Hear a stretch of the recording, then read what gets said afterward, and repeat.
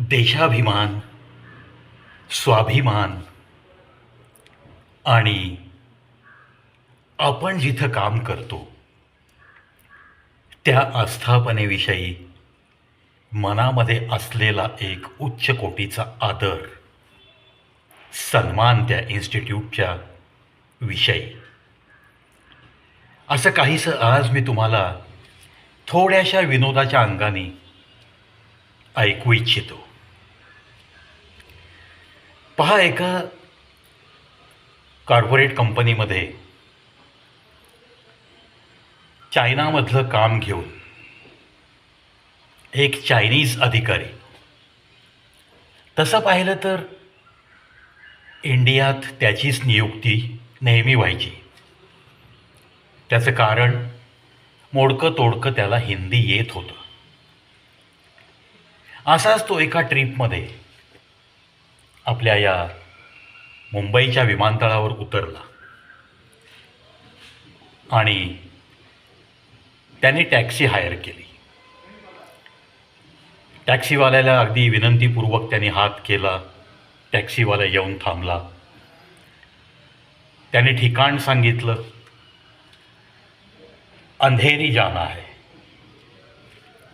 टॅक्सीवाल्याने आपल्या सवयीप्रमाणे मीटर सुरू केलं आणि त्या एअरपोर्टपासूनच्या गर्दीमध्ये त्या चायनीज अधिकाऱ्याला घेऊन तो पण सामील झाला.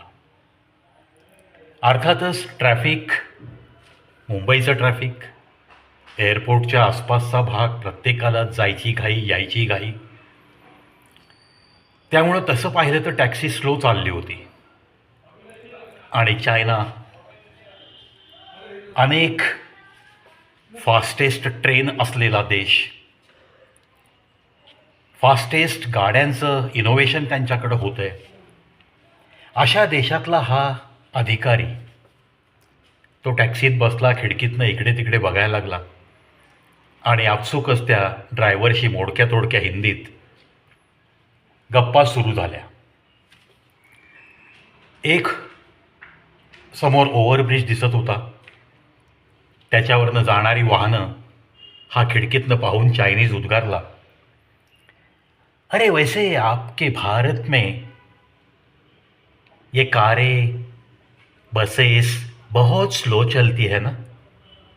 ड्रायव्हरनी फक्त एक स्मितहास्य केलं, हलकेच आरशातनं त्याच्याकडं पाहिलं. गाडी अशीच मार्गक्रमण करत अंधेरीच्या दिशेने चालली आहे. एक ट्रॅक रेल्वेचा आणि रस्ता, असा काहीसा तो रस्ता होता. ट्रॅकवरून एक ट्रेन गेली. चायनीज पुन्हा फुटफुटला, भारतीय रेल भी वैसे बहुत स्लो है, हमारे चाइना में तो बहुत स्पीड रहता है. पुन्हा एकदा तो ड्रायव्हर मनातल्या मनातही हसला आणि आरशात बघूनसुद्धा त्याला हसू आवरेना. असं करत करत या चायनीज प्रवाशाला घेऊन हा आपला भारतीय ड्रायव्हर, सच्चा भारतीय, अंधेरीला त्याच्या डेस्टिनेशनला पोहोचला आणि आपल्या या लाडक्या चायनीज पॅसेंजरला तो बोलता झाला, सर जी आप उतर सकते हो, आपका ठिकाना आ गया है. त्याने खिडकीतनं डोकावून पाहिलं. येस, त्याला त्या कंपनीची इमारत दिसत होती. जो नेहमी येत होता त्याला माहितीचं ठिकाण होतं. तोही निमूटपणे खाली उतरला आणि खिडकीतून डोकावून ड्रायव्हरला अदबीने विचारलं, येस आपका बिल. टॅक्सी ड्रायव्हरनी नम्रतेने सांगितलं, सर 5,000. चाइनीज अधिकारी एकदम शॉक्ड, अरे पिछले टाइम तो इतना नहीं हुआ था. नहीं साहब, वो अलग होगी टैक्सी. वो ये मेरी टैक्सी वैसे कहा जाए तो बहुत स्लो चलती है, लेकिन हाँ मैं वही कह रहा था तुझे, एक तो तूने लाने में इतनी देर कर दी और इतना 5,000, वो भी मीटर देख के बोल रहा है तू. हाँ सर जी. अरे यार, ये कुछ तो गलती है तेरी. भारत में ट्रेनें स्लो जा रही है, कारें स्लो जा रही है, मोटरसाइकिल स्लो चलती है, सब लोग स्लो चल रहे हैं, तू भी स्लो आया। सारी बातें मुझे मान्य है सर, लेकिन मैं तो क्या करूं। मेरी गाड़ी, मेरी टैक्सी ज़रूर मेड इन इंडिया है, लेकिन मेरा मीटर मेड इन चायना है। मैं तो क्या करूं, मैं तो क्या करूं। मित्रांनो, आपल्या देशाचा अपमान करणाऱ्या माणसाकडनं कशा पद्धतीने या देशाभिमानी टॅक्सी ड्रायव्हरनी पैसे काढले, हा विनोदाचा जरी भाग असला तरी देशप्रेम हे अशाच पद्धतीनं हवं आहे. नो डाऊट एखाद्या गिराईकाला लुटा टॅक्सीवाल्यांनो, रिक्षेवाल्यांनो, असं मला सांगायचं नाही आहे. पण या विनोदाच्या अनुषंगाने तुमचं देशप्रेम हे मनात सतत तेवत राहणं, त्याची ज्योत अधिक प्रज्वलित राहणं हे नितांत आवश्यक आहे. असंच दुसरं एक उदाहरण विनोदाच्या अंगाने तुम्हाला मी तुमच्या मनापर्यंत पोहोचवू इच्छितो. एस टी स्टँडचा परिसर. आता एस टी स्टँड म्हणलं की आज मी तुम्हाला विनंती करेन की स्वारगेटचं नाव काढू नका, कारण हे एस टी स्टँड सध्या खूप गाजतं आहे. तर एका अशाच छोट्या शहरातलं एस टी स्टँड आणि त्या शहराच्या आसपास असलेल्या तालुक्याच्या ठिकाणी जाण्यासाठी गर्दी त्या स्टँडवर नेहमीप्रमाणेच. एक प्लॅटफॉर्म, एक बहुधा अधूनमधून असा कुठेतरी तालुक्याला कामासाठी अपडाऊन करणारा सेल्स एक्झिक्युटिव्ह, म्हणजेच मे बी मेडिकल रिप्रेझेंटेटिव्ह असावा किंवा एखाद्या दुसऱ्या कन्झ्युमर लाईनचा सेल्स एक्झिक्युटिव्ह असावा, कारण up to date tie knot अगदी व्यवस्थित बांधलेली, in shirt, well polished boot, मस्तपैकी डिओडरंट वगैरे मारलेला आणि कंटाळलेल्या अवस्थेत तो एका कंडक्टरपाशी येतो, ज्याची बस कडेलाच थांबलेली असते.